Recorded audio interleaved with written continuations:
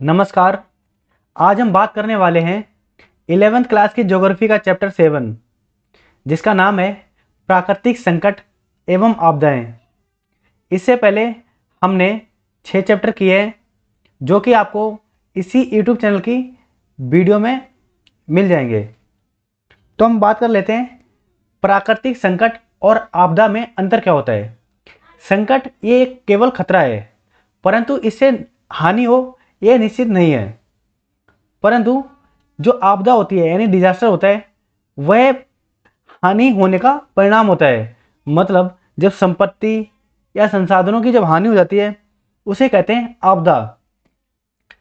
भारत या पूरी दुनिया में कई प्रकार की आपदाएं आए दिन घटती रहती हैं जो कि नेचुरल डिजास्टर होते हैं, जैसे भूकंप। भूकंप की घटना आए दिन कहीं ना कहीं आपको सुनने को मिल जाती है। ऐसी ये घटना भारत के गुजरात में जो कि भुज नामक जगह है वहाँ पर 2001 में घटी थी। एक बहुत बड़ा डिजास्टर साबित हुई। भूकंप पृथ्वी की परपटी के नीचे ऊर्जा निकलती है और वह ऊर्जा जब बहुत सारे क्षेत्रों में फैल जाती है तो उसे भूकंप कहते हैं। भारत के हिमालयी क्षेत्र, उत्तर पूर्वी भारत, गुजरात के कच्छ इलाके में और अंडमान निकोबार द्वीप समूह आदि में ये संवेदनशील क्षेत्र हैं जहां पर भूकंप आने की घटनाएं हो सकती हैं। वहीं ज्वालामुखी जो कि एक पृथ्वी की परपटी में ही एक विस्फोट की तरह काम करता है। कुछ ज्वालामुखी समुद्र के अंदर होते हैं, कुछ पृथ्वी के अंदर होते हैं, मतलब भूपरपटी के नीचे होते हैं, कुछ भूपरपटी के ऊपर तक आ जाते हैं। इसमें आप इमेज में देख पा रहे होंगे ये बहुत सारे प्रकार हैं ज्वालामुखी के। इसमें कई बार मैग्मा निकलता है, लावा निकलता है, राख निकलती है।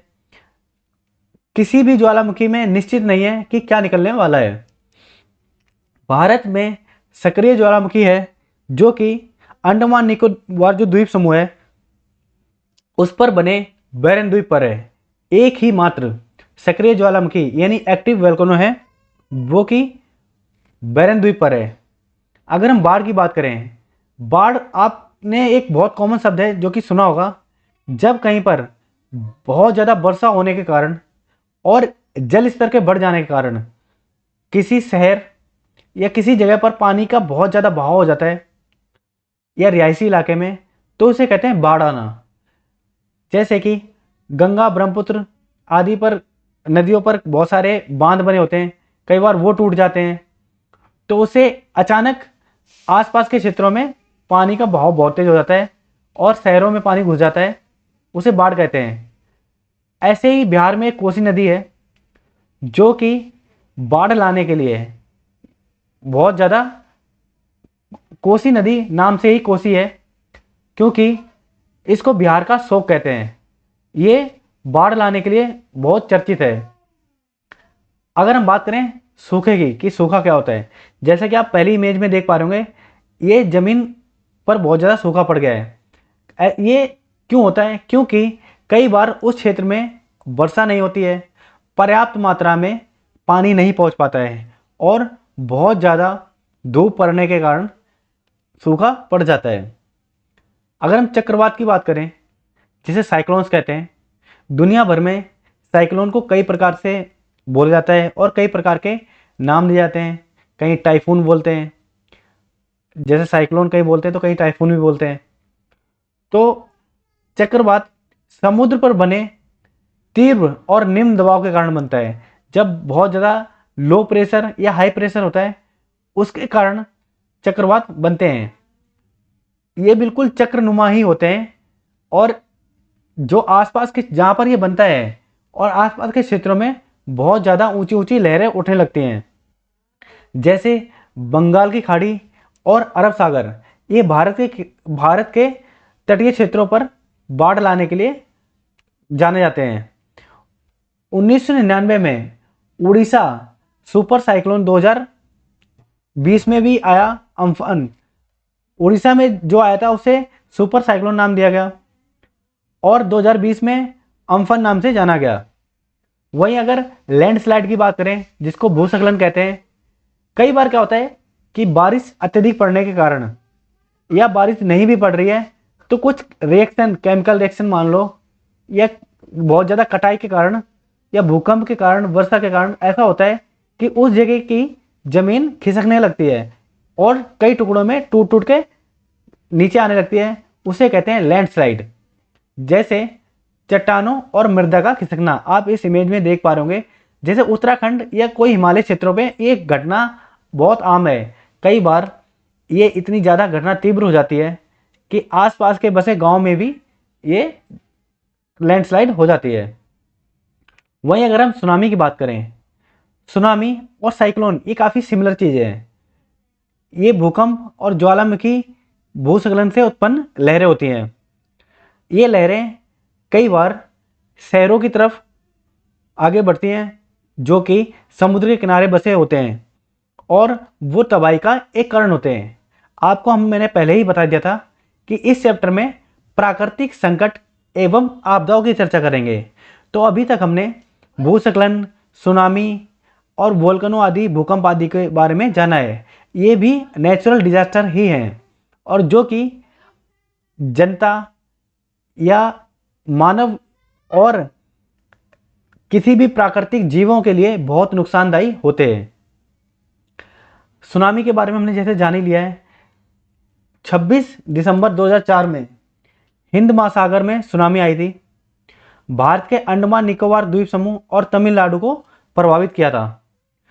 अब कुछ हम बात करते हैं जो मैन मेड डिजास्टर होते हैं, यानी मानव निर्मित आपदाएं होती हैं। जैसे कि आपको याद होगा एक बहुत ज़्यादा त्रासदी हुई थी 1984 में भोपाल में।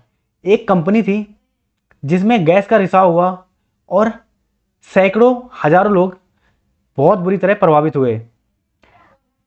कहते हैं कि उस गैस का रिसाव ऐसा था कि जिस चैम्बर में, जिस जगह पर वो लोग काम कर रहे थे, वो भाग भी नहीं पाए और उस गैस से दम घुट के लोग मरे हैं।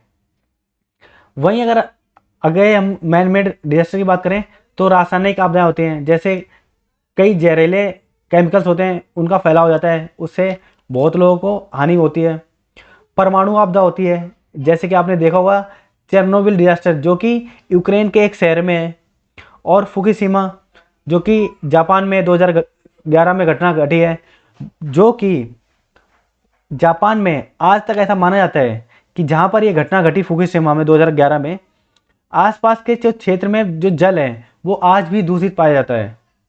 ऐसे ही मानव निर्मित जो घटनाएं हैं उसमें परिवहन दुर्घटना, जैसे रेल, सड़क, हवाई दुर्घटनाएं, ये भी मैन मेड दुर्घटनाएं ही हैं, क्योंकि रेलगाड़ी मानव द्वारा बनाई गई है। परंतु जब दो ट्रेन आपस में टकराती हैं, इसमें भी कोई नेचुरल घटना नहीं है ये। इसमें दो लोग जो कि ड्राइवर रहे होंगे, उनकी कोई गलती रही होगी या किसी ना किसी मानव द्वारा निर्मित घटना ही मानी जाती है। तो आपदा प्रबंधन, जब हम आपदा कोई घट गई है तो इसको हम, या घटने से पहले हम कैसे रोक सकते हैं, क्योंकि नेचुरल डिजास्टर जो होते हैं वो होके रहते हैं, परंतु हम उसके स्तर को कम कर सकते हैं। जैसे अगर हमें पता है कि बारिश होने वाली है, उसकी तीव्रता ज़्यादा है, तो हम पहले से इंतजाम कर सकते हैं। या हमें आजकल हमारे पास ऐसे डिवाइस होते हैं कि हमें पता चल जाता है कि भूकंप आने वाला है या साइक्लोन्स बनने वाले हैं, तो हम आने वाली घटनाओं को कम करने के लिए, इसी को कहते हैं डिजास्टर मैनेजमेंट। तो डिजास्टर मैनेजमेंट के लिए बहुत सारी संस्थाएं काम करती हैं, पूरी दुनिया भर में भी और भारत में भी। भारत में जो संस्थाएं काम करती हैं उनको एनडीएमए यानी राष्ट्रीय आपदा प्रबंधन प्राधिकरण कहते हैं, जो कि 2005 में बना। वही एनडीआरएफ जो कि बहुत ज़्यादा सक्रिय होता है, जिसको राष्ट्रीय आपदा प्रतिक्रिया बल कहते हैं, प्रतिक्रिया बल, जो कि राहत और बचाव कार्य करते हैं। वहीं स्टेट्स में भी यानी राज्यों में भी काम करते हैं, जिनको राज्य आपदा प्रबंधन प्राधिकरण कहते हैं।